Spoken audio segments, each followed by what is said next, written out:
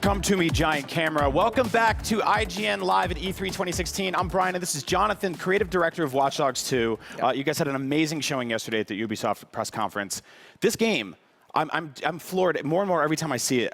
It's a very tonal shift from the first one. Can you tell me about that? Well, when we started Watch Dogs 2, the first thing you need to think about is the setting. Yeah. And when you go from Chicago to California and the San Francisco Bay Area, it needs to change everything, right? Like you need to think in a different way. So the open-minded state of mind that exists in the Silicon Valley and in the entire Bay Area derived pretty much all of our decisions from music, from Marcus Holloway, who he is. That's why he's a bit younger.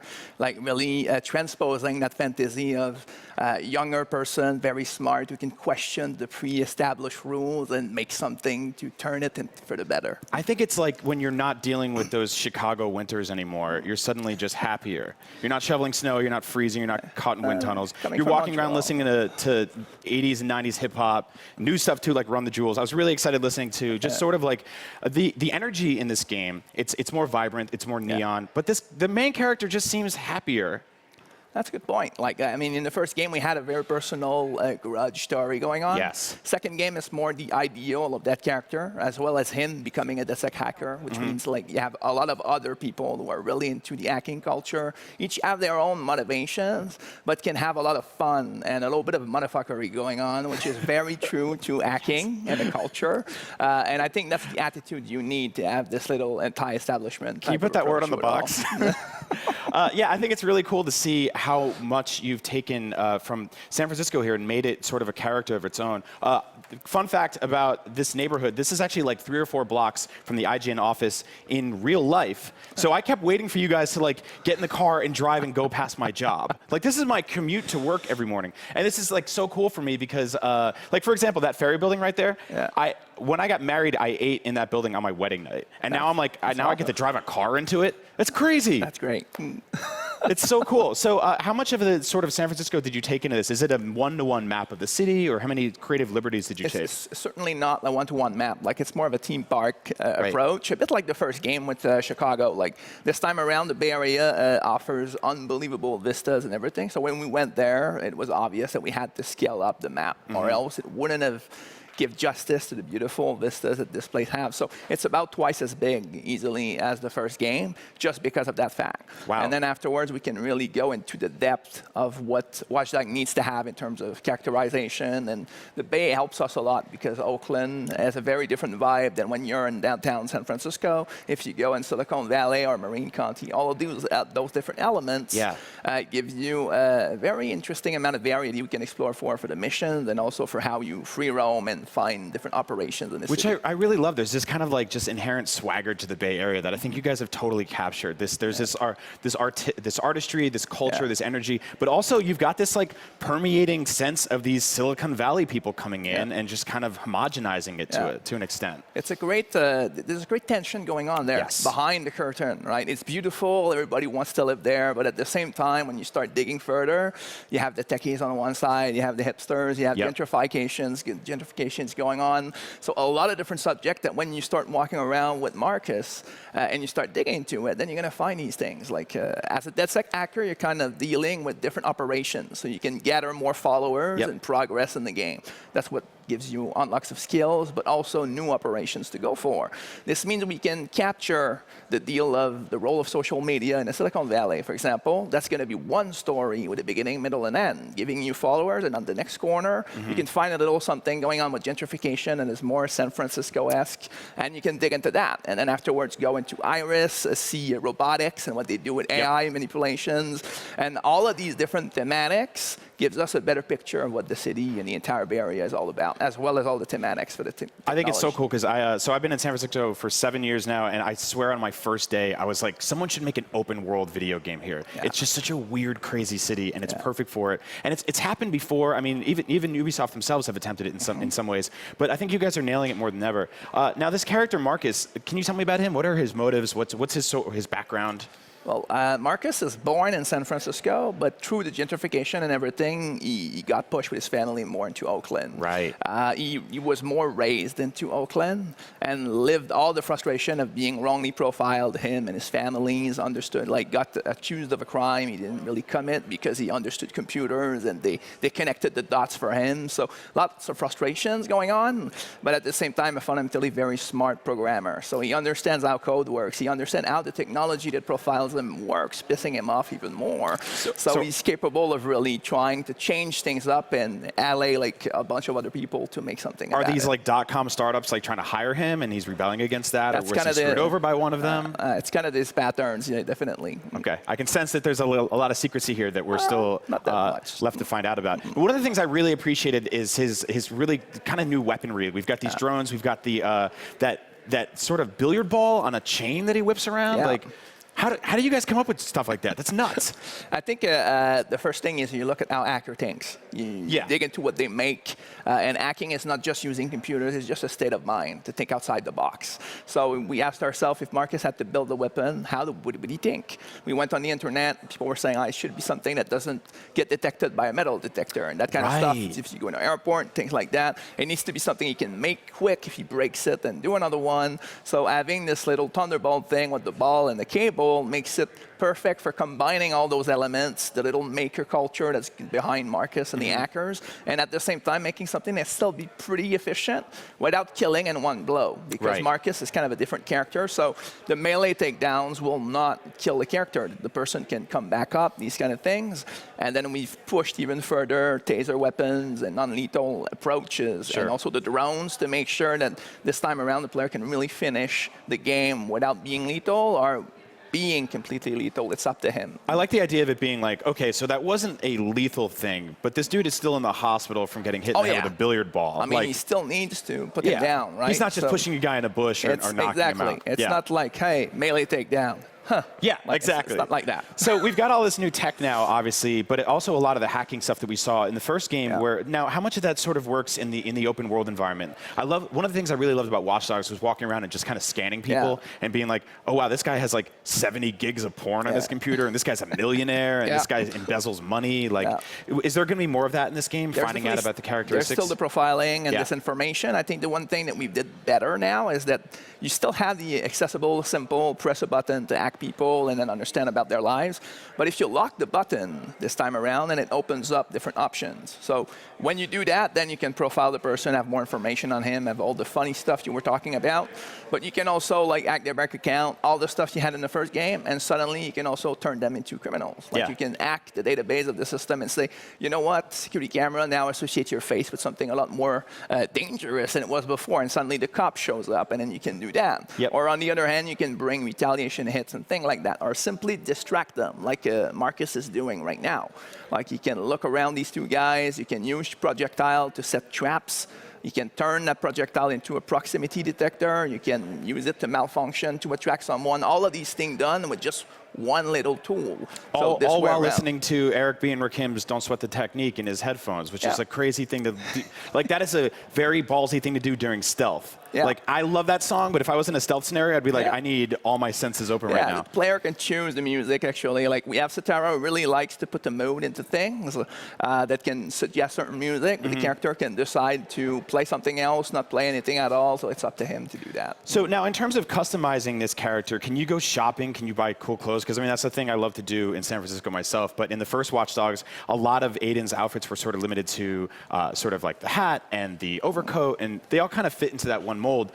Is there a little more variety in that here? There's a lot more. Ooh. Actually, we basically grabbed the entire system that creates our citizens and map them into different stores. So now you can go into the hip-hop store and then really go berserk into that style. Then you can go into the biker store. You can pretty much do everything that the characters have on the streets. You can put them into Marcus, like giving him a more personalized personality. I'm a big fan of that. Like suddenly when you look at your character and you crafted his clothes, suddenly you like him better immediately. I saw when some people saw the initial reactions to this character, they were like, he's a hipster. And I'm like, I don't think you know what that word means. Like, people just throw that word around like it's nothing these days. But it's really cool to hear that you can make him pretty much whoever you want him to be. I think it's important because clothing is very personal. Music is very personal. Yes. These things, you cannot question taste for people. So we have a proposition of who he might be.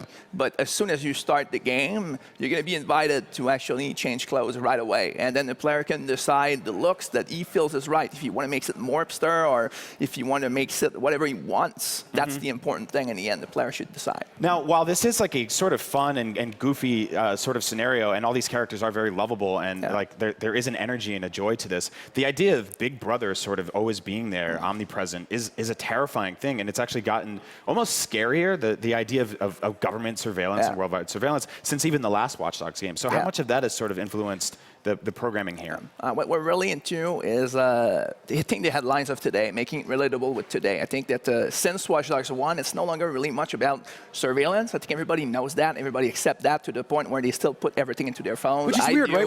We just got okay with it. My phone is so great. Oh yeah, let's do that. But then the question becomes more in the Silicon Valley about data mining and the economy of information. So you start asking yourself more questions like, wait a minute, if I put everything into social media, if I consume all of the social media, it means maybe those guys are able to influence severely what I think. Like just like what's going on with the elections right now, like in the United States. And we are talking about those subjects so that people can relate a bit more and understand a bit more to that. So it's not necessarily saying technology is bad, but it's certainly interesting questions to explore so we can start showing what DedSec is all about, helping people understanding how it works behind the curtain so they can actually make their own decision on how to use technology afterwards. That's so cool. Now we're seeing a lot of verticality in this game. There's a lot of sort of rooftop sequences. The elevators bringing you up. Is there like more sort of kind of like Assassin's Creed climbing? What is sort of traversal like in terms of getting up there? We're certainly changing the way the animation works for Marcus. It's a different character. We wanted to show the notion of flow of the gameplay. Everything you can act now, you control or choose more option. It's more organic. It lets the player express himself. We thought that parkour in that way was giving kind of that feeling. So when Marcus like flows around, it's more organic, it's more dynamic, he's more athletic, he's younger. All of that stuff has been done. It's not a climbing system like Assassin's Creed. It's a refined version of what people have played in the first game with a different attitude so we can convey better the type of character that we have in the second game. Now, San Francisco is obviously an amazing location when it comes to sort of just vehicles. Like you look around the bay and there's boats, there's jet skis. You get into the city, there's those weird little cars that people rent that look like Mario Karts. How much sort of stuff like that? Like what kind of big toys do we have to play with in this game? In driving, we really wanted to push some, you have this mono place car, funny, that you can actually mess around with. But the most important thing with car for us was redoing the driving model. That's one of the big things the fans have been talking about. Was hard to control the car for some people. So we recrafted the entire engine to make it easier to drive the cars. Interesting. And it was also important because San Francisco, as you say, is pretty much an interesting challenge for driving. And on top of that, we can hack every car around. So like you can drive at 200 miles per hour in San Francisco and just tap a button and everybody steer rights in front of you. It clears the path. But if you lock on one car, then you can control completely what they're doing and start having a lot more fun and messing around with the cars around you. But for that, you need more controls on your car. So we had to make something very useful power, by the way, because people driving in San Francisco are generally very bad at that. It's not the best city. People then going in this. You're going to be able to replicate that just by hacking everyone. It's going to feel like the real thing. So what sort of new hacking devices does he have? I know one of the things that played a lot of roles in the original game was those sort of hacking mini games that brought you inside the system, and they were kind of these like connecting line puzzles. Are those back? They're still back, and this time around we had something called NetHack. It's kind of a vision mode you can use to hack stuff through walls so you can better navigate into the world. So at the beginning of the game, it's very handy because even if the camera is in another room, you can just use it to go through it and scout around. While using that, we can bring back those kind of puzzles sometimes where you have to go into that mode and use it, but it's more mapped into the environment this time around. It's less abstract. It's a bit more connected to the world. And you also have the assistance of other hackers and other people walking around the world. How much of a role does multiplayer play in this game? It's a big deal. Like, it is. If we want to sell the idea of being a member of a culture, right? That's like it's kind of a culture in a group. You want to feel like you're building this collective hive mind, and that's how you grow. So the more followers you get, the more you get all of the elements to grow. And also, when you wander around in the street, it's less weird to encounter another player. If you see another hacker, you can just join with the press of a button, and you're suddenly in co-op doing awesome things together and continuing to grow with your game very easily. And the synergy of the mechanics and hacking have been built with that in mind. So if you can stick a bomb on a car, hack a car, and then make it explode on someone, think about what you can do if you're on the ground while the other guy uses the flying drone and is drop bombs everywhere. Or if you want to do it stealth, or if you want to both be outside the layout, playing it trickster and having everyone like fight each other, and you finish the map and nobody ever even physically get there. So is this like it's like another social network I have to worry about now? Yeah, kind of. Follow me on Watch Dogs too. But what about single player? Like, what if I want to kind of stay away from that? Because a lot of the culture that most people have on their phones is isolation. And is this something that, I mean, I'm not saying I want to ignore those elements, but what if I wanted to just sort of play my own game? You can totally stay alone if you want. Like, I think what's interesting is, if you encounter another player in the first place, the first thing it does for you is add more life to the city. It's cool to have AI around, but when you see other players doing stuff, it's even more spectacular, right? You see a guy with the cops on his ass passing by. Yeah. That can just be that if you want. Like, you see these things, you don't interact with the guy, you continue playing your single player. Even if you are in co-op, at any point in time, you can just go and do something in single player, and it kicks him out, like, gently. You can also turn it off if you really want to, but we feel like the game is a lot more interesting if you keep it on. That's really cool. So now, that's actually very exciting to hear, because I was a guy who played the first Watch Dogs game kind of in isolation, and every now and then would kind of bring other people into the fold. So I think it's really important to sort of see, there's a lot of indoor environments here. Yeah. How much does that play a role? How many, like, sort of walking down the street, will I be able to walk into a lot of stores, walk up into a lot of buildings? How much of that is in the game? There's definitely many different stores, also many different interiors in certain missions.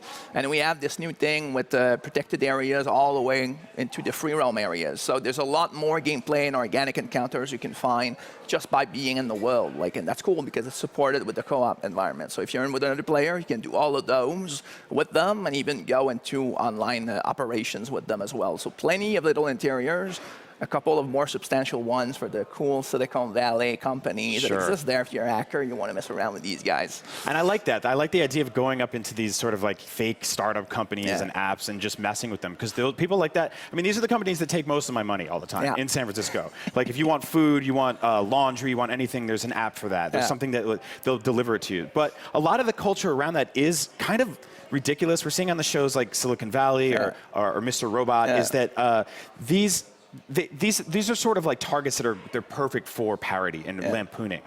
Yeah, and definitely for us it's interesting because since we're hacking stuff out, we can hide a lot of little information here and there about it. We still have also these what we call the IOPs, so you can invade the privacy of certain interiors, and we can mess around with the companies also on that level. So there's a couple of interesting surprises there.